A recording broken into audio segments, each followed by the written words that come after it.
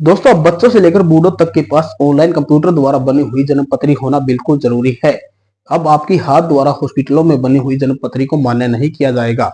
अब आपके मन में सवाल आता होगा कि अब आपको ऑफिसों या फिर सियासी सेंटरों पर लाइन में लगने की आवश्यकता होगी। लेकिन दोस्तों, इस वीडियो को देखने के बाद अब आप अपनी ऑनलाइन जन्म पत्री को अपने घर बैठे अपने मोबाइल फोन की सहायता से ही बना सकते हैं। इसके लिए आपको दफ्तरों या फिर सियासी सेंटरों में लाइन में लगने की जरूरत नहीं है। लेकिन दोस्तों, उससे पहले इस वीडियो को एक छोटा सा लाइक कर दीजिए एंड चैनल को सब्सक्राइब जरूर कर दीजिए ताकि आने वाले हर वीडियो का नोटिफिकेशन सबसे पहले आप तक पहुंच सके। एंड इस वीडियो को अपने उन सगे संबंधियों के साथ शेयर कर दीजिए जिनकी जन्म पत्री अभी आघात से बनी हुई है, उनके पास ऑनलाइन जन्म पत्री नहीं है। तो चलिए वीडियो को स्टार्ट करते हैं विदाउट देरी किए। आपको सबसे पहले यहाँ पर गूगल पर सरल पोर्टल हरियाणा लिखकर सर्च करना है एंड उसके बाद आपको सबसे पहले सरल हरियाणा .gov.in की वेबसाइट पर क्लिक कर देना है। क्लिक करने के बाद आपको यहाँ पर अपनी लॉगिन आईडी को लॉगिन कर लेना है, अपनी सरल की आईडी को। अगर सरल आईडी नहीं बनानी आती है तो आप कमेंट करके पूछ सकते हैं, आप फ्री में अपनी सरल आईडी बना सकते हैं। तो चलिए हम लॉगिन कर लेते हैं। लॉगिन करने के बाद दोस्तों आपको लेफ्ट साइड में यह दिख रहे अप्लाई फॉर सर्विस वाले इस वाले बटन पर क्लिक कर देना है। क्लिक करने के बाद आपको यहाँ व्यू ऑल अवेलेबल सर्विस पर क्लिक कर देना है। क्लिक करने के बाद आपको यहाँ पर बर्थ लिख के सर्च करना है। बर्थ सर्च करके जैसे ही आप बर्थ सर्च करते हैं तो आपको यहाँ पर 3 वाले लिंक्स दिखेंगे, जो कि आपको सबसे पहले वाला लिंक है जन्म मृत्यु प्रमाण पत्र के प्रमाणित प्रतियां हेतु आवेदन पहले से पंजीकृत। यानी कि अगर आप किसी बड़े बुजुर्ग व्यक्ति का जन्म पत्री बनाना चाहते हैं तो आप इस पर क्लिक करके अपने जन्म पत्री को निकाल सकते हैं। वो दूसरे नंबर पर आती है जन्म और मृत्यु घटनाओं को विलंबित पंजीकृत हेतु आवेदन।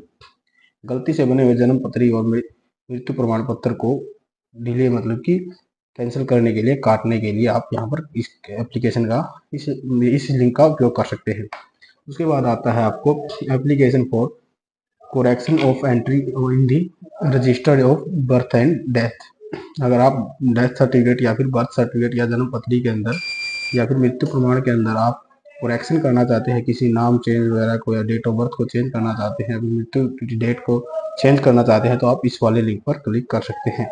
अब हम अपने बुजुर्ग या फिर हम अपनी जन्म पत्री को बनाना चाहते हैं तो हम इस वाले लिंक पर क्लिक कर देंगे, पहले वाले इस लिंक पर।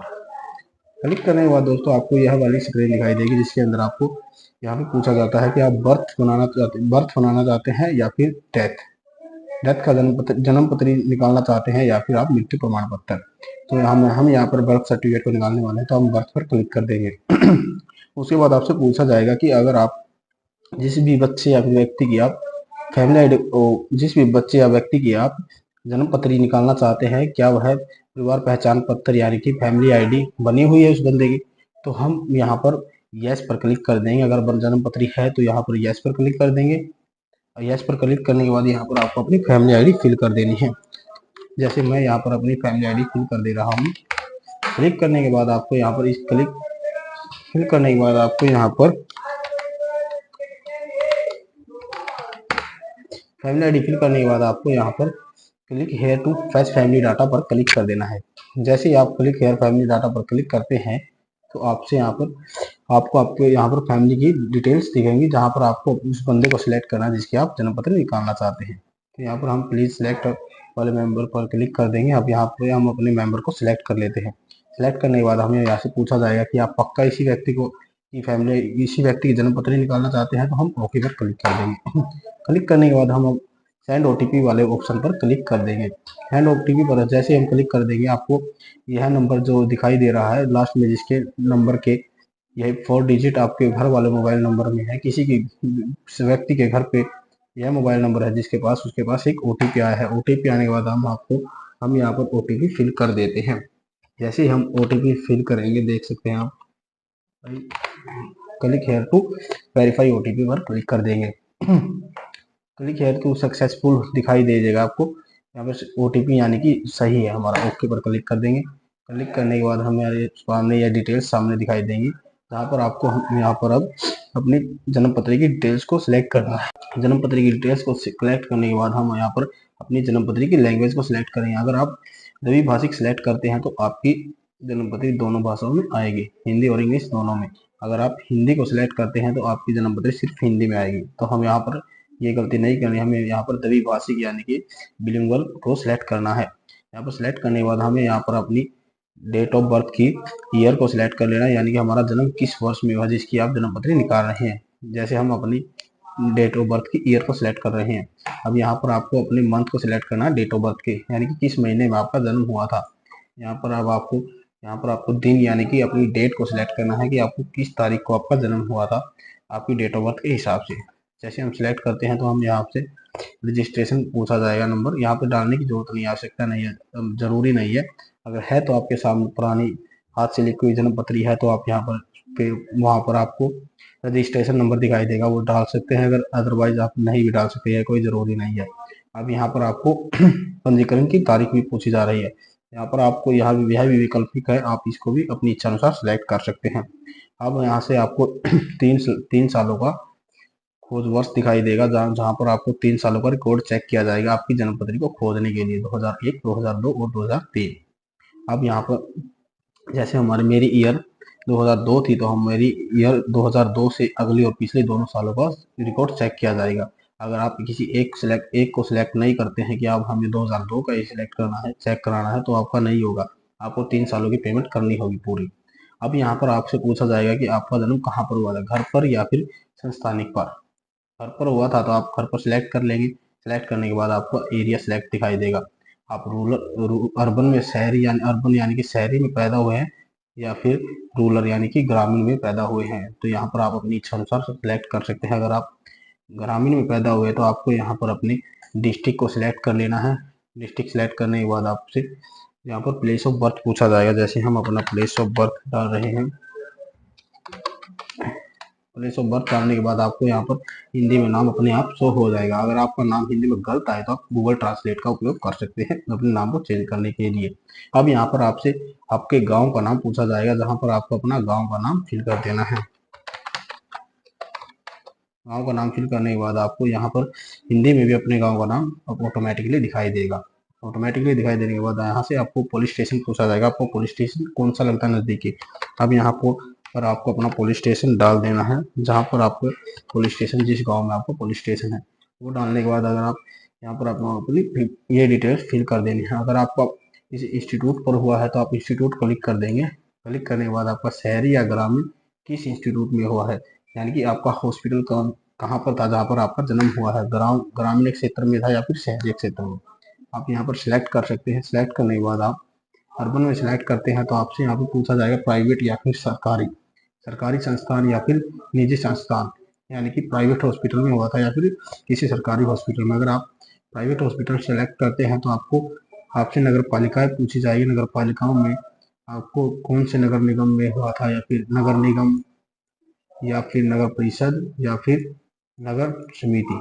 यहाँ पर देख सकते हैं आप उनमें से किसी को भी सिलेक्ट करेंगे तो आपको यहाँ पर आपको नगर निगम सिलेक्ट कर लेते हैं जैसे आप, तो यहाँ पर आपको अपनी डिटेल्स फिल कर देनी है। आपको अपने एरिया के हिसाब से इस एरिया को सिलेक्ट कर लेना। जैसे मेरा घर पर हुआ था तो मैं उसको सिलेक्ट कर ले रहा हूँ अपना ग्रामीण में। तो अब यहाँ पर अपना डिस्ट्रिक्ट सिलेक्ट कर लेते हैं, स्टेट अपना अपने आप आ जाएगा, जैसे आप देख सकते हैं इस स्क्रीन में दिखाई दे रहा है। अब यहाँ पर आपको डिस्ट्रिक्ट का सिलेक्ट करने के बाद जिन हो गया है। अब यहाँ पर आपको प्लेस ऑफ बर्थ अपने गांव का नाम सिलेक्ट करना है, जहाँ पर आपका जन्म हुआ, गांव या फिर कहीं पर भी, जैसे मैंने अपना डाल लिया है वो। अब आपको यहाँ पर हिंदी में भी, अब यहाँ पर जैसे हिंदी में आप देख रहे हैं तो हमारा ये नाम आ चुका है। अब यहाँ पर आपको इंग्लिश में अपने गांव का नाम लिखना है।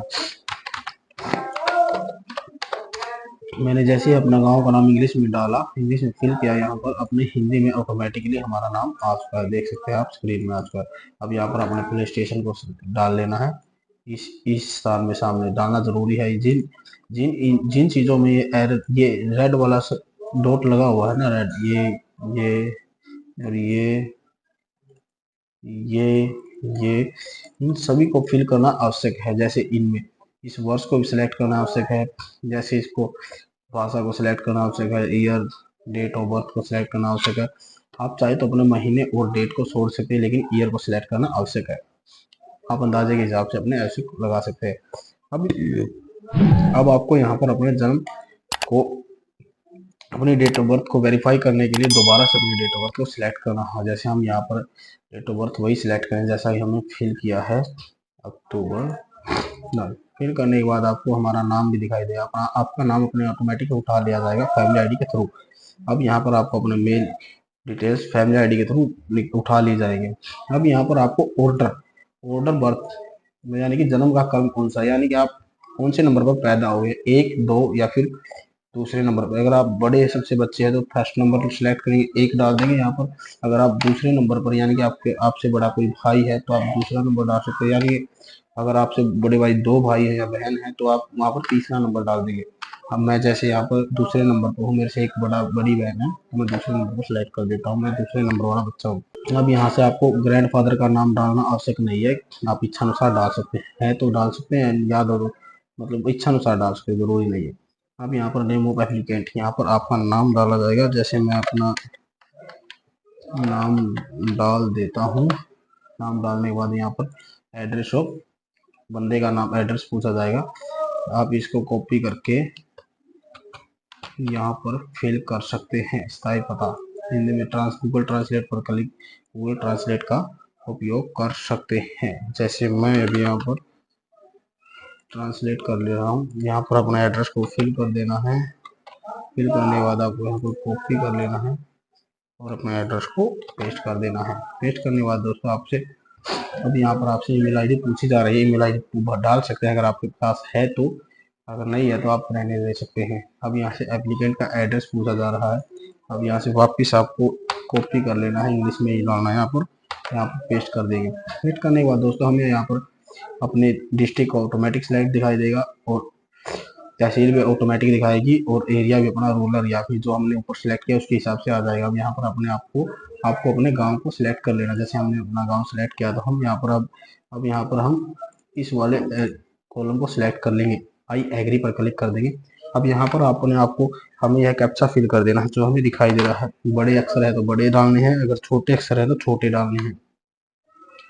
यहाँ पे हमको अपना कैप्चा फिल कर लेना है, अगर आपके कैपिटल अक्षर है तो हम कैपिटल डालेंगे, अगर छोटे अक्षर है तो हम छोटे डालेंगे। यहाँ पर कैप्चा फिल करने के बाद नीचे दिख रहे सबमिट के बटन पर क्लिक कर देंगे। अब हमारा प्रोसेसिंग हो रहा है, ऑटोमेटिकली हम स्क्रीन पर चले जाएंगे। अब यहाँ पर हमको दिखाई दे रहा है कि हमारी डिटेल्स दिखाई देंगी। अब उसके बाद हम इन डिटेल्स को वेरीफाई कर लेंगे, हमने जन्म पत्री बनवानी है, निकलवानी है, यस ये सब डिटेल्स को चेक कर लेंगे हम अच्छे से, हमारी डिटेल्स सही है, बाद में आप चेंज नहीं कर सकते हैं इस चीज़ को। दोस्तों जैसे ही हम अपनी डिटेल्स को वेरीफाई कर लेते हैं, हम देख लेते हैं कि हमारी डिटेल्स सही है, हर तरीके से सही है, तो हम यहाँ पर अगर हमारी डिटेल्स गलत हैं तो हम यहाँ पर एडिट के ऑप्शन पर क्लिक करके अपनी डिटेल्स को दोबारा से सिलेक्ट कर सकते हैं, गलत है तो उनको सही कर सकते हैं। एंड उसके बाद हमें अटैच एनेक्सर पर क्लिक कर देना है। अटैच एनेक्सर में हम अब दोस्तों हम इन डिटेल्स को फिल कर सकते हैं। पासपोर्ट है, अगर हमारे पास पासपोर्ट को यहाँ पर स्कैन कर सकते हैं, डाल सकते हैं डॉक्यूमेंट के रूप में। अगर फैमिली आईडी का वो फोटो है तो फैमिली आईडी डाल सकते हैं, वोटर आईडी कार्ड या फिर पैन कार्ड या फिर राशन कार्ड या ड्राइविंग लाइसेंस, इनमें से हम किसी भी चीज़ को सिलेक्ट कर सकते हैं। फिलहाल हम पैन कार्ड को सिलेक्ट करने वाले हैं, यहाँ पर चूज फाइल पर क्लिक करेंगे। अब यहाँ पर हम सर्च कर लेते हैं पैन, ये आज का हमारा पैन कार्ड ओपन पर क्लिक कर देंगे हम। उसके बाद हम सेव एनेक्सर पर क्लिक कर देंगे। सेव एनेक्सर पर क्लिक करने के बाद दोस्तों हमें यहाँ पर डिटेल्स दिखाई दे रही है, इनको भी चेक करने के बाद हम मेक पेमेंट वाले ऑप्शन पर क्लिक कर देंगे, जिसके बाद हम रीडायरेक्ट पेमेंट पर क्लिक हो जाएंगे। हमारी 60 रुपये चार्ज अलग लगेगा और 50 रुपये अलग, टोटल हमारा 110 रुपये चार्ज लगता है। उसके बाद हम मेक पेमेंट पर क्लिक कर देंगे। मेक पेमेंट पर क्लिक करने के बाद हम रीडायरेक्ट अपनी पेमेंट मेथड पर पहुँच जाएंगे, जिसके बाद हम अपनी पेमेंट को क्लिक करने के बाद यहाँ पर ओके पर क्लिक करेंगे, continue our you sure verify यहाँ पर ओके कर देंगे। ओके करने के बाद यहाँ पर भी ओके, एंड उसके बाद हमें अगले पेमेंट पोर्टल पर पहुँचा दिया जाएगा, जहाँ पर हम अपनी पेमेंट को इन मेथड्स के थ्रू कर सकते हैं। नेट बैंकिंग के through, SBI net banking, SBI debit card के थ्रू, SBI UPI के through, other bank net banking के through, other bank debit card के थ्रू, क्रेडिट कार्ड के थ्रू या फिर नेफ्ट या RTGS कर सकते हैं। फिलहाल हम UPI के थ्रू कर लेंगे, बेटर यही होगा UPI के थ्रू।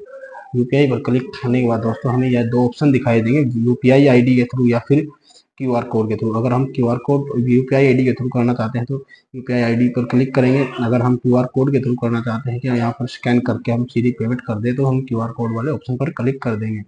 उसके बाद हम इस QR कोड को स्कैन करने के बाद हमें पेमेंट कर देनी है, हमें कुछ भी क्लिक नहीं करना है, ऑटोमेटिकली हमारी पेमेंट सक्सेसफुली हो जाएगी।